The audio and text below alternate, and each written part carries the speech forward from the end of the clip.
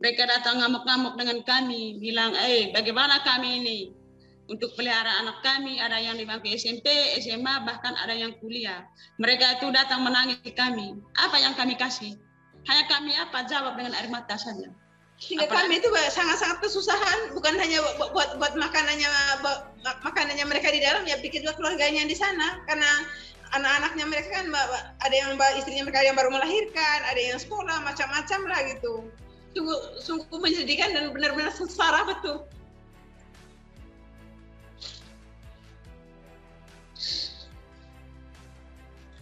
Jadi semestinya polisi tidak mencari-cari alasan untuk semakin menyusahkan keluarga ini ya. Tuduhan polisi mereka itu adalah mengganggu ketertiban umum, begitu. Tetapi kemudian polisi belum bisa menjelaskan, polisi belum bisa membuktikan bahwa mereka benar-benar melanggar ketertiban umum. Karena ini justru menjadi heran bagi kami. Polisi datang menangkap mereka justru ketika mereka sedang dalam upaya untuk menyelesaikan kesalahpahaman di Desa Golomori.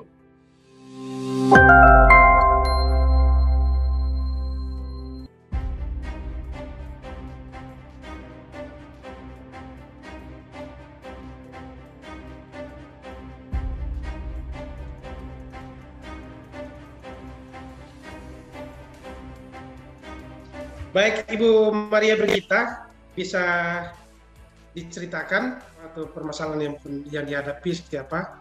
Silakan. Baik, saya akan jelaskan kronologi permasalahannya ini. Keluarga kami dari Ruteng, Popo dan Dimbok sudah tiba di Golomori tanggal 1 Juli 2021.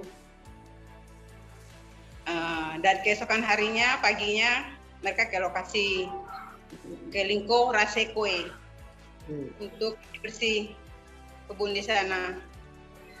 Karena kebunnya sudah ditumbuhi oleh rumput-rumput yang besar, dibersihkan, gitu.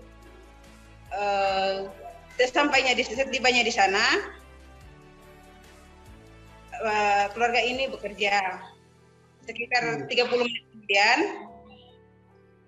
datanglah pemerintah desa, Babin Kantipmas, Babinsa, dan juga ada perwakilan dari BPD juga datang ke sana dan minta untuk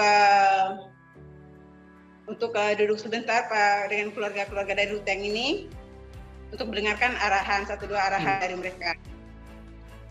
Nah, setelah mereka berkumpul duduk bersama,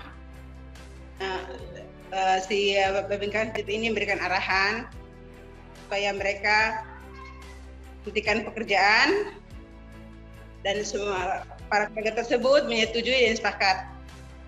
Dan bahkan Bapak John Tangkut menyatakan sikapnya bahwa apa yang Bapak sampaikan kami terima, tapi kami tunggu sampai makan siang dulu karena sudah kadung bahwa sudah siapkan makanannya gitu. Makan siang nanti kami pulang ke rumah. Dan dia menyatakan sikapnya bahwa jika Bapak tidak percaya, silakan Bapak foto lahan yang sudah kami bersihkan ini. Gitu. Misalkan lahan ini bersihnya banyak, lebih dari ini, berarti kami melanggar perintahnya Bapak. Tapi jika tidak, berarti kami patuhi. Nah, beberapa jam kemudian setelah makan siang, akhirnya mereka pulang, yang sebagiannya pulang ke rumahnya Ibu Adel Kiluk, mamanya saya, terus yang sebagiannya khususnya keluarga Popo ini pergi ke pantai atau muara yang sekitar 1 kiloan lah dari lokasi tadi itu, yang dibersihkan tadi itu, gitu. Terus yang lainnya ini tadi yang diimpoknya pulang ke rumah, terus ke sana. Dan sebelum itu tadi sebelum ini Babin Kantip ini pulang, dia pesan juga kepada keluarga ini supaya harus lapor ke desa, putus dari keluarga ini, yaitu Bapak Rudi Surmuju dan Bapak Hendrikus berbelas kasih sahabat untuk datang ke desa untuk lapor. Dan benar pada jam 2 mereka tiba di desa Pak Urbang Budaya Manggarai untuk lapor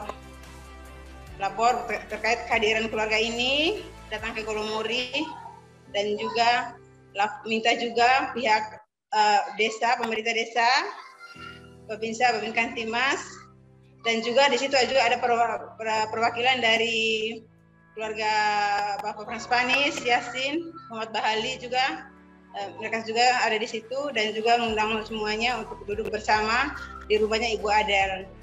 Yang sedianya malam itu tanggal 2 itu, tapi berhubung pemerintah desa kami itu capek, akhirnya mintanya diurungkan tanggal 3 keesokannya.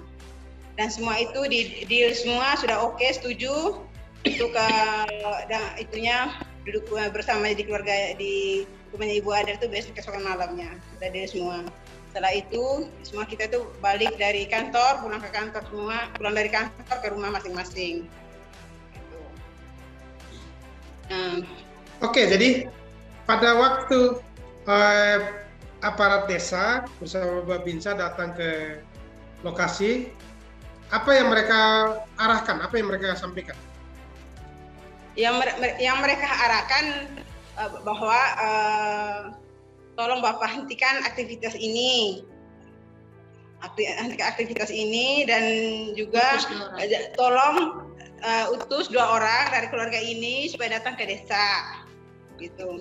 Untuk datang ke kantor desa, maksud saya, datang ke kantor desa untuk lapor dan juga. Jadi alasan mereka meminta untuk menghentikan aktivitas di lokasi itu apa alasannya? Kenapa? Alasan mereka menghentikan aktivitas itu karena mereka merasa karena lokasi itu masih belum belum clear urusannya gitu. Baik, soal status tanah itu sampai akhirnya tetap dikerjakan, apakah memang ada larangan sebelumnya supaya tidak dikerjakan atau tidak diolah? Dan apakah memang itu tanah dari bapak ini bapak sekeluarga gitu? Oke, baik. Yang lebih itu pas untuk menjelaskan itu kedua ibu ini ya sebagai pemilik lahan. Jadi tanah lahan itu Bapak miliknya Bapak Domi Kumpa dan Bapak Niko Habat, mertuanya Ibu Melania Mamu. Domi Kumpa bapaknya saya, Niko Habat ini mertuanya ini si Ibu Melania Mamu gitu. Itu satu tanah itu. Ada larangan sebelumnya, ada pemberitahuan bahwa tidak boleh dikerjakan. Tidak ada.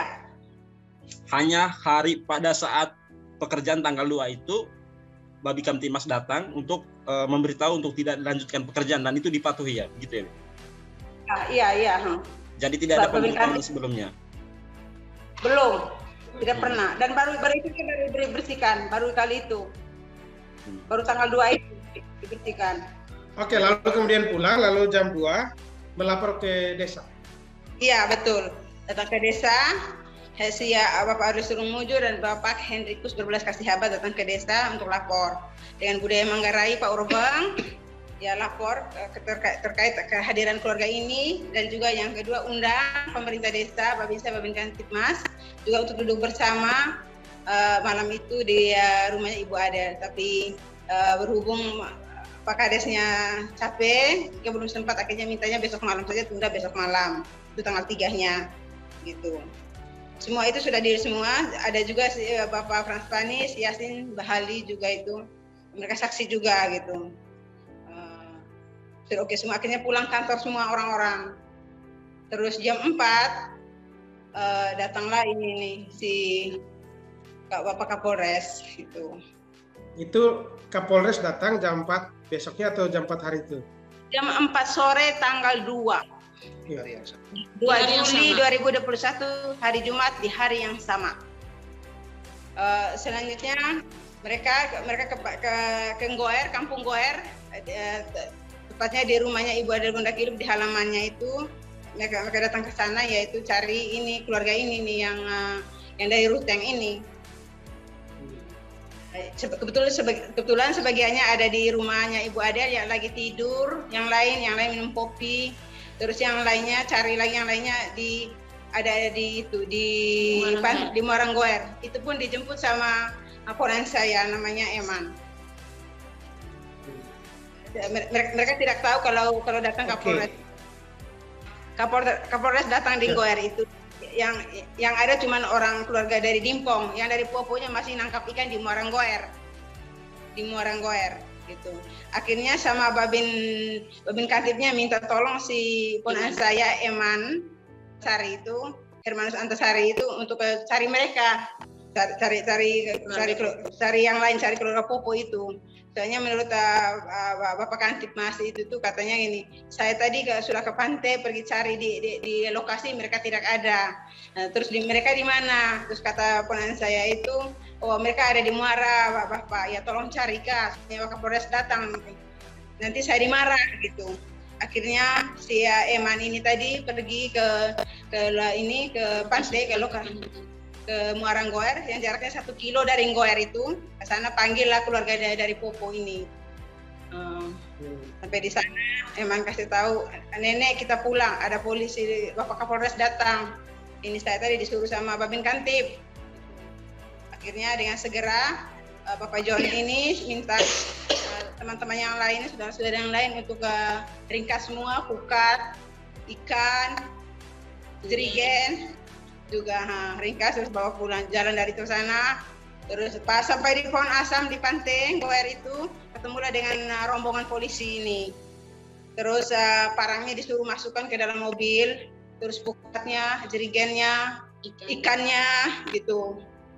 Akhirnya barang-barang masuk ke dalam mobil, terus mereka datang dari pantai Goer itu, polisi di depan, keluarga Popo di tengah, terus ke polisi di belakang bersama mobilnya mereka. Tapi yang keluarga ini jalan kaki, yang jaraknya 1 kiloan gitu. Terus sampai di Ngoer suruh baris di depan halaman gereja Santo Paulus Ngoer. Suruh baris yang Poponya, keluarga Popo sendiri, Dimpong sendiri, Golomuri sendiri. Terus yang lainnya juga suami saya, Bapak Arus Durung Mujur, dijemput paksa oleh Babinsa di kebun Cungakalo. Dia suruh Pak Babinsa minta tolong anaknya Frans Panis yang nama Hilarius untuk panggil suami saya, katanya ditunggu Babinsa di seberang kali, dipanggil Babinsa begitu. Akhirnya suami saya tuh Bapak Arulus tuh pergi menemui itu. Ternyata ketemu di Babinsa di seberang sungai itu. Kita didatangi oleh Bapak Kapolres. Bapak, mohon maaf, kita tadi sudah deal di kantor desa kalau acara perdamaian ini nanti dilangsungkan besok malam. Kita juga tidak tahu kenapa bisa datang ini Kapolres nih. Coba Bapak ketemu saja gitu. Terus akhirnya mereka ke rumah gitu. Ke rumah Ngoer, di rumahnya ibu ada Gonda Kiluk gitu. Dan Bapak Hieronymus Alis juga tadi itu datang dari kebun Cungakalo itu bersama kami tadi itu mau ke rumah Ngoer. Ya mereka juga dia juga ketemu di jalan dan jemput di situ sama Babinsa. Dan sebenarnya Bapak saya mau jelaskan juga, saya juga itu hari saya ada di kantor desa. Setelah pulang itu saya di kebun Cungakalo ini. Terus anaknya Frans Panis ini setelah panggil suami saya, dia juga panggil saya terus bilang, kakak Gita ke Ngoer, dipanggil sama Bapak Hieronymus Alis. Berhubung saya masih sibuk, masih petik sayur, akhirnya saya tidak ladani segera. Begitu saya pulang balik ke sana, ke Ngoer, ke rumah Ngoer, rumah Ibu Adel itu, saya ketemu di jalan dengan pihak polisi ini bersama mobil yang banyak ini sama mobil keranjang, dan keluarga ini sudah dalam mobil keranjang. Saya bingung, ada apa ini? Kok muat dalam mobil keranjang semua? Ada apa? Ada masalah apa ini? Saya bingung. Pas sampai di rumahnya Mama Adel, saya tanya keluarga ini sama ponan saya ini, istrinya Pak Hieronymus Alis itu. Saya tanya, ada apa kok mobil polisi kok datang dan keluarga ini kok masuk dalam mobil keranjang, ada apa? Kami juga tidak tahu gitu katanya. Ada apa ini kok sampai datang mereka ini, pihak kepolisian ini nih. Ya, dan saya jelaskan, di desa tadi sudah deal di desa tadi, kantor desa tadi ini. Bisa Babin Kantif, pemerintah desa dan juga pihak Yasin Pranspanis juga sudah oke kalau bisa mana mau damai ini. Gitu. Ya, kalau di tempat Lingko Raseko Enggoer, Pak, waktu itu dari polisi dan tentara suruh menghentikan kerja di tanah Raseko ini tadi, menghentikan kerja, ikut sekitar jam 11 lah, jam 11 siang. Nah, terus hentikan kerja, arahan dari Bapak polisi dan tentara mengatakan begini, Bapak, kita butuhkan 2 orang untuk lapor kehadiran keluarga Popo dan keluarga Limpong di kantor desa Golomori. Begitu. Ada 1 orang, Bapak John Tangkut, mengatakan begini, Bapak, kami makan siang dulu, karena kami ini sudah siap nasi di sini. Sehingga setelah makan siang, baru utus 2 orang ke kantor desa Golomori, memberitahu untuk apa? Untuk kehadiran dari keluarga Popo dan keluarga Limpong. Nah, sekalian untuk duduk bersama antara kedua belah pihak. Begitu setelah makan siang, Pak, keluarga Limpong langsung ke rumah Mama Adel Gondakiluk, keluarga Popo jauh dari tempat kerja ini tadi ke tempat Muaranggoer, tempat penangkapan ikan. Itu yang keluarga Popo 13 orang. Sedangkan keluarga Limpong ke rumah Mama Adel Gondakiluk. Ke situ. Terus Pak, mungkin jam 4 datanglah sekretaris desa di pintu dapur Mama Adel Gondakiluk mengatakan begini, Tanta, ini ada rombongan Kapolres yang datang. Akhirnya kami kaget. Saya bilang, kenapa ya? Begitu dia keluar, begitu dia beritahu sama kami, langsung sekretaris ini hilang. Begitu. Saya tidak lihat lagi di depan rumah, Pak. Saya tidak tahu begini ada atau tidak, tapi hanya yang beritahu sama kami itu sekretaris desa mengatakan begini, Tanta, ada rombongan polisi yang datang. Kami kaget dan bingung. Begitu. Dan saya mendengar waktu itu anak saya yang bernama Hendrik itu dia bilang gini, Mama, ya kami sudah pulang dari kantor, dari kantor desa Golomori maksud saya Pak, Mama sudah tinggal dari mereka, kita sudah setuju untuk duduk bersama antara kedua belah pihak, begitu. Itu dari saya Pak. Ada soal kronologi ini, suami ibu dengan 12 tersangka ya, sekarang calon tersangka ya. Suami ibu dan beberapa warga lainnya itu dikenakan dengan pasal mengganggu ketertiban umum. Nah gitu. Nah ada beberapa yang mau saya tanyakan itu Ibu, apakah Ibu memang warga di situ? Karena di awal tadi mengatakan bahwa Ibu datang ke sana untuk membersihkan lahan, gitu. Lalu yang kedua, saat itu Pak Kapolres justru mendatangi rumah Ibu, tapi kemudian menangkap suami Ibu dan teman-teman yang lain, gitu. Sementara para suami ibu dan itu tidak berada di lokasi yang memang menjadi yang dituduhkan oleh polisi. Apakah seperti itu? Iya betul sekali. Suami saya ada di kebun Sungakalu. Bukan di Lingkorase, karena mereka sudah pulang dari Lingkorase pada jam 1:30 setelah makan siang. Kan sudah bilang waktu Bapak Babin Kanti bilang kalau hentikan kerjaan ini, oke kata keluarga ini, tapi tunggu kami setelah makan siang dulu Pak, soalnya bekal kami sudah terlanjur bawa ke sini. Saya orang Goer asli, orang Golomori asli, anak dari Ibu Adel Gondakiluk, gitu. Artinya pekerjaan itu sudah selesai dan suami ibu ditangkap bukan di tempat yang memang menjadi dilarang oleh polisi sebelumnya, gitu. Iya. Suami saya dijemput di kebun Sungakalo, bukan di Lingko Rasekoe. Bukan di situ. Yang oleh Bapak Babin Kantip itu Lingko Rasekoe. Sementara suami saya jemput di kebun Sungakalo. Oke, bisa saya bantu sedikit menjelaskan?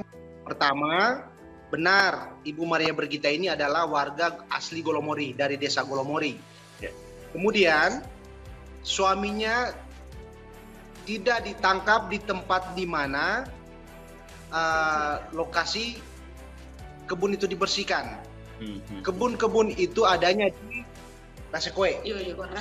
Kebun yang bermasalah, yang dilarang itu tadi Rasekoe namanya. Ada di Rasekoe. Rasekoe. Sementara suami saya dijemput di Cungakalo, kebun Cungakalo. Itu. Jadi bukan di TKP Rasekoe itu. Bukan di TKP Cungakalo. Bapak Hieronymus Ales juga jemput di Cungakalo juga. Di jalan, ambil di tengah jalan. Pulang kantor. Itu setelah Pak Kapolres pergi ke rumah ya, Bu ya? Iya, mereka sudah di rumah. Mereka sudah di rumah. Jemput sudah di rumah Goer maksudnya. Mereka sudah di rumah Goer. Tapi dalam perjalanan tiba-tiba polisi datang. Iya, gitu. Kemudian saat ini suami dan 12 orang lain itu menjadi tersangka dan ditahan oleh polisi, gitu. 21. Menurut polisi, apa kesalahan 21 orang itu yang kemudian ditetapkan sebagai tersangka? Tidak membicarakan itu apa kesalahannya gitu. Mereka saat ini masih ditahan di polisi. Iya, benar. 21 orang. 21 orang ditahan. Dengan alasan apa? Dengan alasan penangkapannya di suratnya kemarin itu karena membawa barang tajam itu. Sesuai surat penangkapan bagaimana? Sesuai surat penangkapan mereka itu melanggar undang-undang darurat atau apa gitu tuh. Intinya melanggar ketertiban umum karena membawa barang-barang tajam seperti parang tadi itu. Ya jujur saya, kita ke kebun itu kan tidak mungkin kita pakai bolpen atau pakai kertas atau pakai laptop. Kita kan pakai parang itu. Bagaimana tuh bersih rumputnya? Kecuali kalau kita ke kantor, harus kita bawa laptop. Tidak mungkin kita bawa parang. Gitu. Logikanya seperti itu. Apalagi kami orang Manggarai kan ya, budaya kami orang Manggarai orang bawa parang itu biasa-biasa saja. Dan keluarga ini tidak pernah ketemu orang atau mengancam orang dan lain-lainnya itu. Jadi masalahnya karena bawa parang itu? Iya. Karena bawa parang itu. Parang kerja itu. Padahal mereka sama sekali tidak pernah ketemu dengan orang-orang sana itu. Jadi polisi menganggap ini bawa alat-alat tajam untuk menyerang, gitu? Polisi menganggap itu tajam itu, padahal parang tajam ini apa untuk bersih kerja kebun begitu.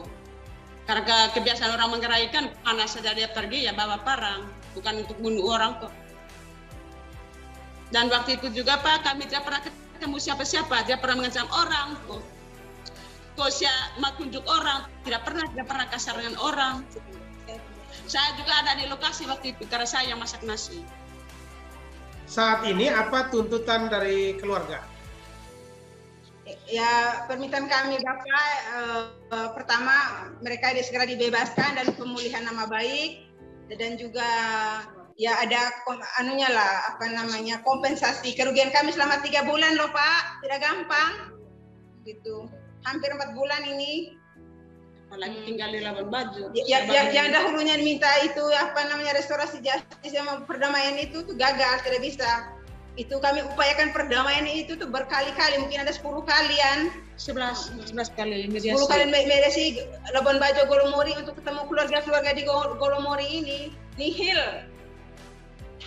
Dan kami jalan itu pakai biaya transportasi gitu. Pakai charteran mobil, belum lagi biaya hidup selama ini. Hidup di kota ini serba beli, mulai dari beras, air semua, kayu dan lain-lainnya kan pakai beli gitu. Belum antar makan semuanya itu. Ya pikirlah kerugian kami selama inilah gitu. Dan intinya harus ada pemulihan nama baik. Khususnya masyarakat sana itu menganggap kami ini yang tidak ini nih. Jadi penahanan ini sudah berapa lama? Penangkapannya tanggal 2 Juli sampai sekarang ini. Status saya itu tersangkanya 4 Juli 2021. penangkapannya Sudah 3 bulan ini ya? iya. Pas besok. Jadi mama dengan keluarga yang lain ikut ke kota atau maksudnya gimana? Iya, ikut di kota. Bagaimana kita makan masak untuk mereka Kasih makan nasi mereka, makan Pak. mereka. Sementara dari pihak kepolisian cuma sedikit saja. Lapar lah mereka, belum mereka sakit, keluhan ini, keluhan itu. Ya kami harus menanggung, beli obatnya, apanya gitu. Mereka kalau sakit ya kami harus tanggung, Pak. Kalau sampai kenapa-kenapa dengan suaminya orang, dan lagian itu kita punya keluarga juga, kita kan tidak tega gitu. Ini dan juga apalagi kami ini ditekan sama anak istrinya mereka, kan mereka bilang tuh ya kami punya suami itu cuma pergi datang kerja kok lama-lama begini, ini bagaimana untuk ya bisa berasap terus. Kami punya dapur nih, kamu harus tanggung jawab sekolah anak apa segala macam, sehingga kami SMP, SMA, sehingga kami kuliah. beban, Pak. Mana mikir ini uang beli makanannya mereka, lauk pauk, beli beras dan lainnya, belum jadi kepikiran ini biaya hidup keluarganya mereka di sana gitu. Jadi Bu minta maaf, selama ini setelah suami dari yang kerja dengan Ibu itu ditahan sama polisi, Ibu juga membiayai keluarga itu, misalnya untuk seperti itu. Iya, soalnya tahu dari ya istrinya mereka tuh datang ke Golomori itu mau harian 70.000 per hari gitu. Sehingga mereka minta itu, bagaimana kami ini untuk menghidupkan kami punya anak-anak ini nih gitu. Ya kamu harus bayar. Jika kami itu pontang-panting, Pak, pinjam sana sini, tidak kenal siang, tidak kenal malam, kepanasan, kehujanan, belum kena tekanan dari orang-orang.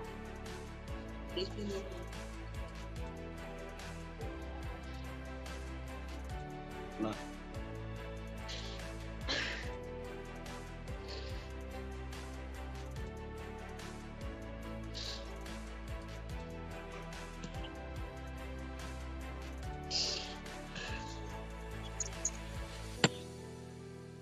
Kami dimarah oleh keluarganya mereka. Ya kami dicaci maki. Ya kami bisa maklumi, Pak. Karena apa? Tahunya mereka kan datang cuma harian. Kita juga tidak nyangka kalau sampai ini keadaannya. Sehingga kami itu sangat-sangat kesusahan, bukan hanya buat makanannya mereka di dalam, ya bikin juga keluarganya di sana. Karena anak-anaknya mereka kan ada yang istrinya mereka yang baru melahirkan, ada yang sekolah, macam-macam lah gitu. Apalagi karena di kampung kan COVID lagi ini kan tambah parah keadaan ini. Sehingga kami benar-benar pusing, benar-benar stres kayaknya. Saya tidak bisa bicarakan ya, itulah keadaannya itu tuh. Sungguh menyedihkan dan benar-benar sengsara betul.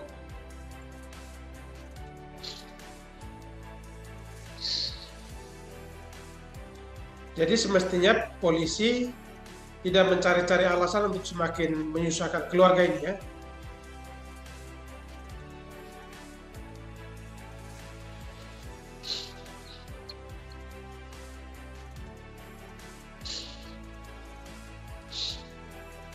Maaf, Pak.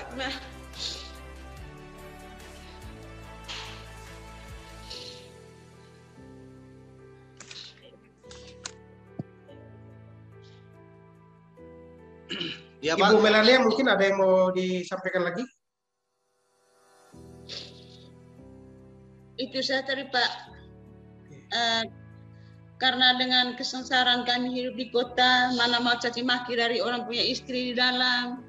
Mereka datang ngamuk-ngamuk dengan kami, bilang, bagaimana kami ini untuk pelihara anak kami, ada yang di bangku SMP, SMA, bahkan ada yang kuliah. Mereka itu datang menangis di kami. Apa yang kami kasih? Hanya kami jawab dengan air mata saja. Apalagi untuk keluarga kami sendiri. Kami sungguh menderita dan tersiksa kami hidup. Oke, Bang Doni mungkin bisa boleh dijelaskan sebetulnya apa yang terjadi dan mengapa sampai sedemikian kondisinya. Kronologinya diceritakan oleh istri dari 2 orang dari 21 mereka yang ditahan oleh pihak kepolisian. Jadi upaya kami sekarang adalah bagaimana supaya membebaskan mereka dari tahanan. Pertama, karena kami yakin bahwa mereka tidak bersalah. Salah satu bukti adalah sampai dengan saat ini mereka belum bisa dibawa ke pengadilan oleh pihak kepolisian. Kemudian kemarin dalam aksi damai kami ke kantor kejaksaan dijelaskan oleh pihak kejaksaan bahwa statusnya ini adalah masih P19. Begitu. Jadi kami menuntut supaya mereka segera dibebaskan. Kami menggunakan segala kemungkinan, semua hal yang bisa dilakukan untuk mengupayakan pembebasan mereka dari tahanan polisi, gitu. Jadi tuduhan polisi apa sebetulnya? Ya, yang kami ketahui tuduhan polisi mereka itu adalah mengganggu ketertiban umum, begitu. Tetapi kemudian polisi belum bisa menjelaskan, polisi belum bisa membuktikan bahwa mereka benar-benar melanggar ketertiban umum. Karena ini justru menjadi heran bagi kami. Polisi datang menangkap mereka justru ketika kami mereka sedang dalam upaya untuk menyelesaikan kesalahpahaman di Desa Golomori, gitu. Jadi Ibu Melania dan Ibu Bergita ini, keluarga Ibu Melania dan keluarga Ibu Bergita ini mengundang buruh tani dari Dimpong dan Popo, untuk datang bekerja di Golomori, membersihkan lahan mereka. Begitu. Dan mereka yang diundang ini masih punya hubungan kekerabatan dengan mereka. Jadi mereka didatangkan ke Golomori pada tanggal 1, kemudian tanggal 2 pagi mereka ke lokasi untuk bekerja. Sekitar jam 10 lewat didatangi oleh Babin Kamtipmas, meminta mereka untuk menghentikan kegiatan. Mereka patuh, baik kami hentikan, tetapi nanti setelah jam makan siang. Nah, setelah jam makan siang, mereka menghentikan itu pekerjaan mereka. Sebagian dari mereka kemudian melaksanakan aktivitas lain, termasuk mencari ikan di muara. Sebagian dari mereka mendatangi kantor desa. Untuk pertama secara resmi dengan adat Manggarai melaporkan kedatangan mereka ke tempat itu. Kemudian apabila ada yang merasa tidak puas dengan kedatangan mereka, iya silakan terbuka untuk kita bicarakan siang itu. Tetapi kemudian jam 4 polisi datang menangkap mereka. Salah satu tuduhan saat itu adalah bahwa orang-orang ini meresahkan dan memprovokasi keadaan untuk menjadi membawa ributan di tempat itu, begitu. Baik, Abang Doni, kalau mendengar kronologinya itu saya berkesimpulan bahwa ada pemaksaan pasal di sana ya, kalau boleh dilihat. Ya, karena memang sampai hari ini kita melihat bahwa masih P19 dan polisi masih mencari barang buktinya, karena perlu barang bukti di sini untuk menetapkan tersangka dan melanjutkan pengadilan. Apakah ada mediasi, ada upaya untuk itu sana selain ke kejaksaan kemarin, kejaksaan kemarin? Tanggal 23 yang lalu pihak Kapolres itu datang ke Golomori untuk penggeledahan di rumahnya Bapak Hieronymus Alis dan di rumahnya Ibu Adel Gonda Kilo. Tapi setelah digeledah semuanya tidak ada barang bukti yang ditemukan, gitu. Sebanyak 20-an orang buat pihak polisinya itu. Terkesan karena adat kita orang Manggarai itu, apalagi kita petani itu membawa parang, tapi di sana disangkakan dengan pasal yang melanggar darurat. Apa artinya ini bagi ibu sekeluarga ini diskriminasi ya, atau seperti apa? Iya, betul sekali. Kita orang Manggarai itu kan kemana-mana selalu bawa parang, apalagi namanya ke kebun. Tidak mungkin kita bawa kertas, bawa bolpen, bawa laptop ke kebun itu. Atau pakai gigi kah untuk bersih-bersihnya. Tuh. Kan tidak masuk akal toh, Pak. Bu, kalau misalnya kasus ini terus berlanjut, apa upaya ibu sekeluarga juga dengan para istri dari suami lain atau tersangka yang lain. Mungkin Abang Doni bisa menjawab.